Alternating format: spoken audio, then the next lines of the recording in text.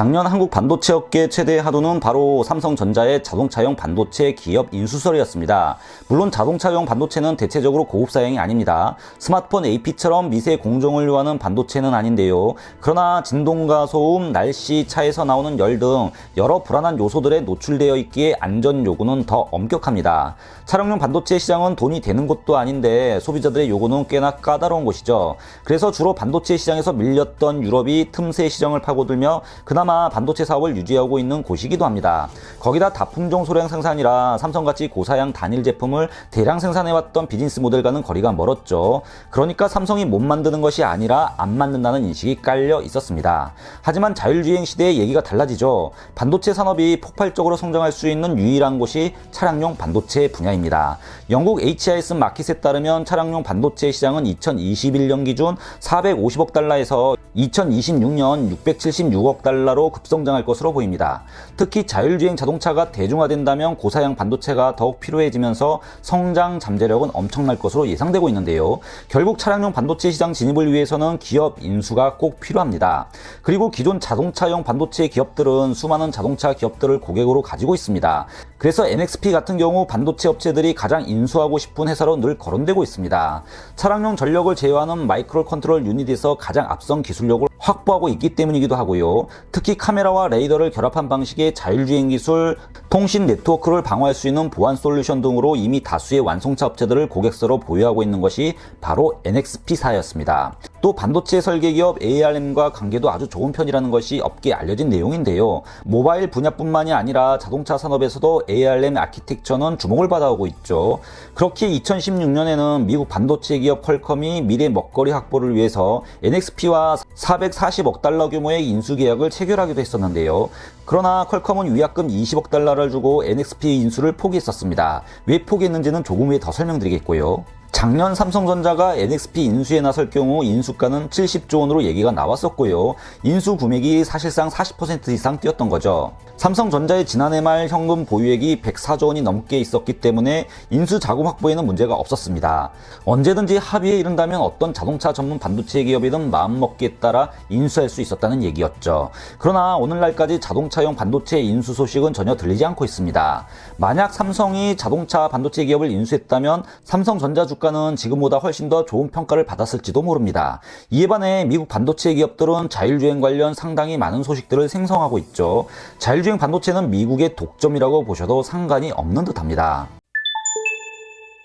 독일 유력 경제일간지 한데스블라트가 2022년 5월 2일 독일 최대 자동차 업체 폭스바겐이 미국 반도체 업체 퀄컴과 차량용 자율주행 기술 개발을 위한 장기 파트너십을 구축했다고 보도했던 적이 있습니다.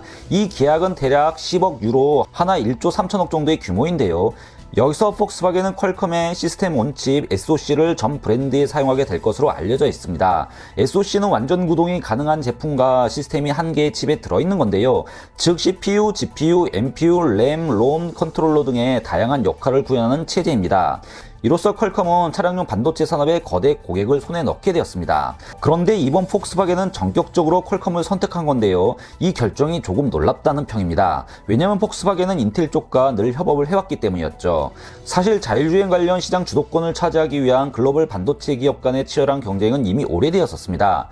특히 엔비디아는 이미 일찍 자율주행 시스템 분야에서 두각을 나타내고 있었는데요. 엔비디아 관련해서는 지난 영상에서 설명을 드렸기에 이번 편에서는 생략하겠습니다.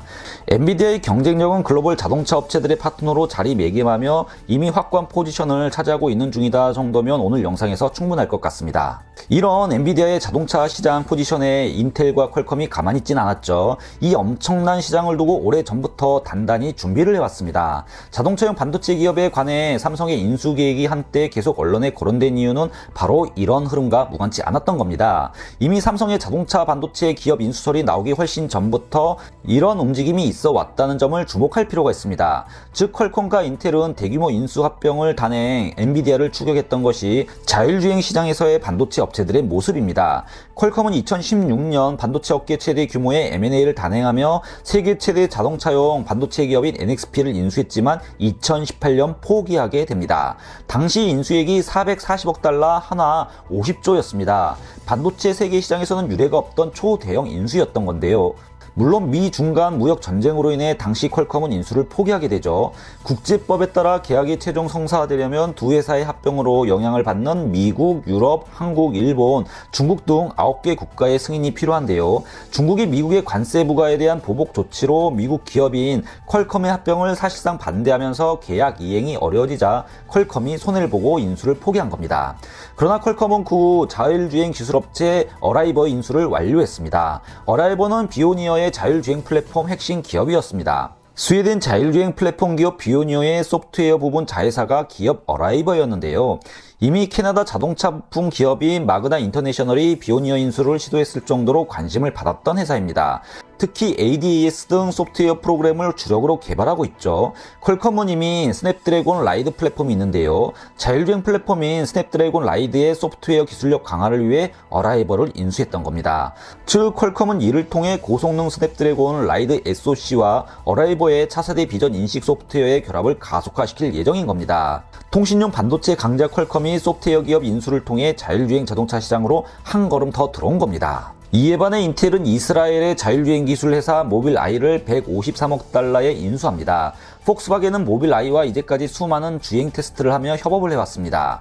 인텔은 인수 당시만 해도 향후 자율주행 사업 연구 개발을 위해 2억 5천만 달러를 쏟아붓겠다고 밝히며 모빌아이를 전격 지원해왔습니다.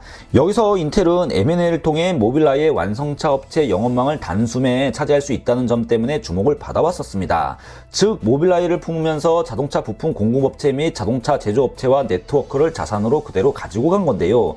모빌아이는 이미 폭스바겐, 혼다, GM 등의 자동차 부품을 공급하고 있었고요.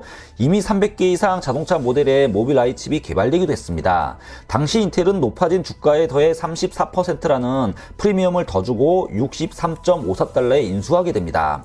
굉장히 비싸게 기업 인수를 한 거죠. 그런데 왜 이렇게까지 무리하게 인텔이 기업을 사들였을까요? 이는 인텔이 절박했기 때문입니다. 자율주행 시장이 기대보다 빠른 속도로 커지고 있다고 판단, 인수 가격 때문에 더 이상 M&A를 늦춰서 안 된다고 인텔은 판단했습니다. 과거 노키아 등 모바일 시장에서의 실패 사례를 답습할지도 모른다는 위기감이 시장에서는 공포로 자리 잡고 있기 때문이죠. 이렇게 인수 전에 인텔이 가세했고 자율주행 자동차 시장을 향한 반도체 기업들의 주도권 경쟁 구도는 인텔, 퀄컴 그리고 엔비디아 3파전으로 재편됐는데요. 이 흐름은 지금까지 유지되고 있습니다. 물론 전기자동차 업체 절대 강자 테슬라는 지금 논외로 하고 있는 거죠. 삼성이 인수전에서 밀려나면서 언론들의 관심에서 사라졌습니다. 그런데 이 상황에서 독일 자동차 폭스바겐이 퀄컴을 선택한 겁니다. 자율주행 시대를 두고 폭스바겐의 미래를 미국 반도체 업체 퀄컴과 함께 하겠다는 계획을 세운 건데요. BMW에 이어 폭스바겐이 퀄컴과 같은 배를 타겠다고 선언하면서 독일 자동차 업계는 벤츠와 함께는 엔비디아 대 폭스바겐을 품은 퀄컴이 대리전을 펼치고 있는 양상입니다. 물론 이렇게 단순 비교는 어렵습니다만 일단 자율주행 관련 반도체는 퀄컴과 엔비디아가 경쟁하듯 독일 자동차 업계에 솔루션을 제공하고 있는 모습입니다. 폭스바겐은 특히 자율주행을 위해 개발된 퀄컴의 SoC 시스템 오너칩을 2026년부터 전 세계에 생산되는 모든 브랜드에 탑재할 계획으로 알려져 있습니다.